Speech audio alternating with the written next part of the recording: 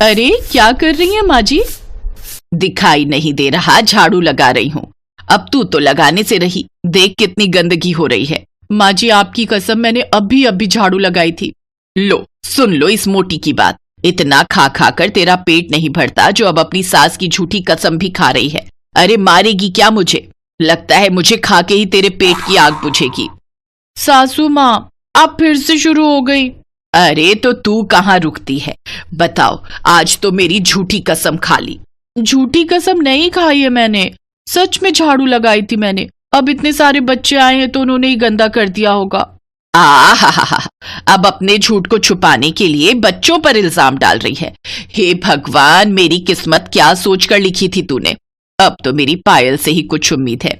हाँ, जो बहू आपके पास है, आपकी सेवा कर रही है, उसे छोड़कर जो बहू अभी तक आई नहीं, आपको उस पर लाड आ रहा है। और जो मैंने इतने साल आपकी सेवा की, उसका क्या? सेवा? दिख रहा है। जरा अपनी सेहत देख और मेरी देह देख। जितनी तू फूलती जा रही है ना, उतनी मैं सूखती जा रही हूँ। हाँ तो ठीक है ना, मैं भी देखती हूँ कि आपकी नई बहू आपकी कितनी सेवा करती है। हर रोज की तरह ममता और उसकी सास सरला फिर आपस में भिड़ गई। शर्मा जी के घर का यही हाल था। कहने को शर्मा जी के यहाँ शादी का जश्न था।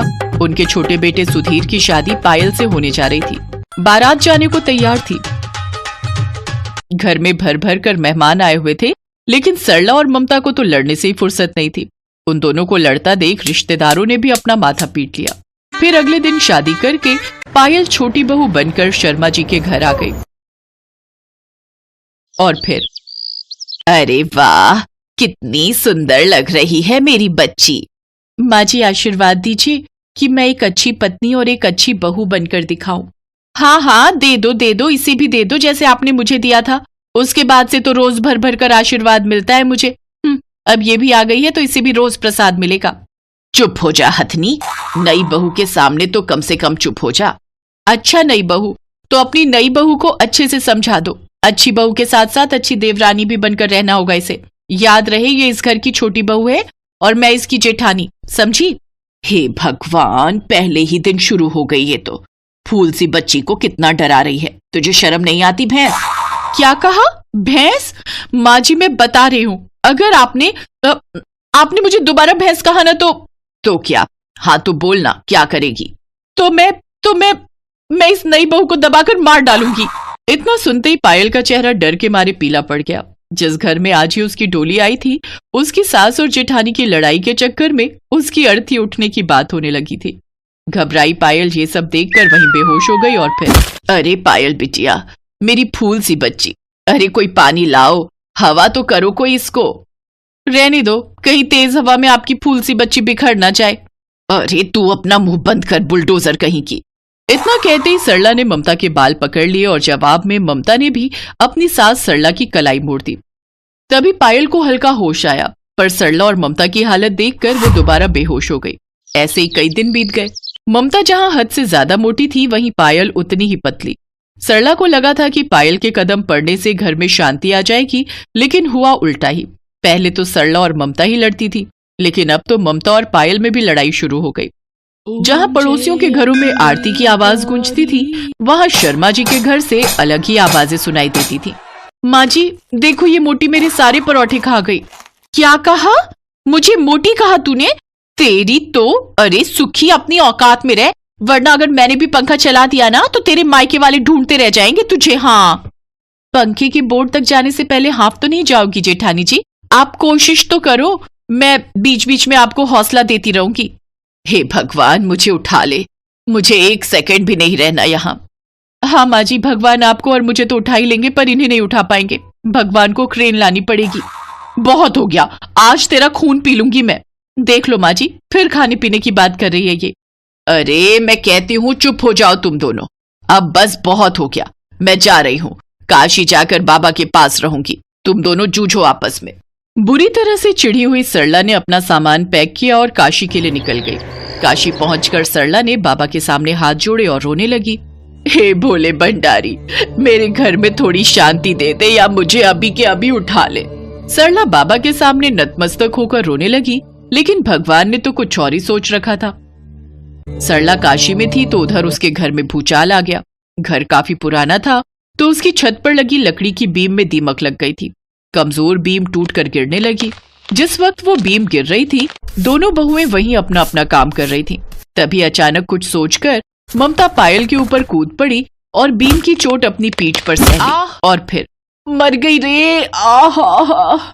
जो कुछ हुआ उसे समझने में पायल को कुछ देर लगी, लेकिन फिर गिरी हुई बीम को देखकर उसे यकीन ही नहीं हुआ कि उसके खून की प्यासी उसकी जेठानी ने उसे बचाने के लिए अपना खून बहा दिया था। अरे भाभी, ये क्या किया आपने? आहा, तू ठीक तो है ना? और फिर ममता बेहोश हो गई। पायल ने किसी तरह ममता को उठाकर साइड किया और पूरी ताकत से उस बीम को भी हटाया और फिर फौरन एम्बुलेंस को बुलाया और ममता को लेकर अस्पताल पहुंची। भगवान की कृपा से ममता को ज्यादा चोट नहीं आई थी। शाम तक पायल उसे सहारा देकर घर ले आई। फिर 3 दिन बाद सरला काशी से वापस लौट आई।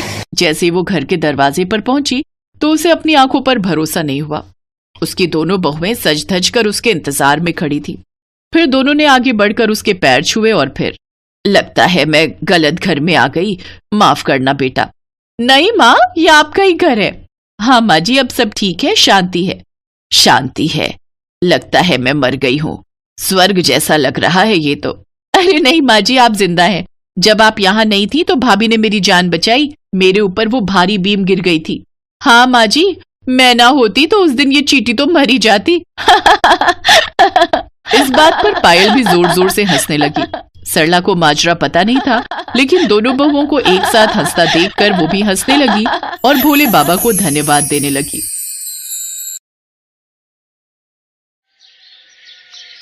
माँ, ये आज की मजदूरी के 150 रुपए हैं। तुम घर का थोड़ा सामान खरीद लाना। पता नहीं कल काम मिले या नहीं। कम से कम राशन के दाल चावल तो रखे ही रहे। चिंता मत कर बेटा, मुझे फैक्ट्री में काम मिल गया है। 30 रुपए रोजाना के मिला करेंगे। एक टाइम की सब्जी का इंतजाम तो हो ही जाएगा। लाओ माँ, ये 150 रुपए मुझे तो, सामान मैं ले आऊंगी। सिर्फ जरूरत का ही सामान लाना, बाकी कोई फालतू सामान लाने की जरूरत नहीं है। पर बहू, अच्छा ठीक है, तू ही ले आ। एक बार देख ले क्या क्या जरूरी सामान लाना है। हाँ हाँ ठीक है। सुनीता यशोदा की बहू जो बहुत ही भुक्कड़ स्वभाव की है। जहाँ उसे खाने पीने का सामान दिख जाए बस, फिर क्या, जो पैसे हाथ में हो सब खाने पीने पर लुटा देती है। बड़ी मुश्किल से मुकेश और यशोदा थोड़ा बहुत मजदूरी से कमाते हैं, पर अपने भुक्कड़ स्वभाव के कारण सुनीता कमाए हुए रोजाना के पैसे फालतू खाने पीने पर खर्च कर देती है। भैया, 5 समोसे, 4 कचौड़ी और 6 गुलाब जामुन कर दो। एक काम करो, वो प्याज और मिर्ची के पकौड़े भी कर देना। 130 रुपए हुए बहन जी। 130? अच्छा, मेरे पास 20 रुपए बचेंगे। चलो कोई नहीं, 20 रुपए के आलू ले जाती हूँ। 1 किलो आलू की सब्जी ढेर सारी बन जाएगी। हाँ, ये लो भैया, आज तो मजा आ जाएगा। मौसम भी सुहाना है, ठंडी हवाएं चल रही है, लगता है बारिश होगी। और बारिश में पकौड़े, समोसे और कचौड़ी के साथ साथ गुलाब जामुन खाने का अलग ही मजा होता है। सुनीता घर पहुंचती है। मुकेश काम पर गया हुआ था। यशोदा ने सुनीता से पूछा कि सामान कहाँ है, तो उसने हलवाई से खरीदे मिठाई समोसे आगे कर दिए। ये सब क्या है सुनीता बहू? तुमने कल ही तो छोले भटूरे और पूरी आलू की सब्जी खरीद कर खाई थी। ऐसे रोजाना बाजार की चीजें खरीद खरीद कर खाना कितना पैसा खर्च होता है। तुमने 130 का ये सामान खरीद लिया, 20 रुपए में आलू ले आई। अब बताओ, 2-3 दिन का खर्चा गया ना? क्या माँ जी, इतने स्वादिष्ट समोसे और गुलाब जामुन कचौड़ी देखकर मेरे तो मुंह में पानी आ रहा है। आप बीच में ये पैसों की बात मत लाओ, चुपचाप खाने दो। बहुत जोरों की भूख लगी है। और देखो, बारिश के मौसम में तो सब कुछ बहुत ही लाजवाब लग रहा है। आप भी एक समोसा ले सकती हो। वैसे आप आधा ही खाओ, आपको वैसे भी ब्लड प्रेशर रहता है ना। बस फिर क्या था, सुनीता ने थाली सजाई और फटाफट खाने के लिए बैठ गई और कुछ ही मिनटों में उसने सब कुछ खाकर खत्म कर दिया। शाम को जब मुकेश आया तो उसने देखा सिर्फ आलू की सब्जी बनी है।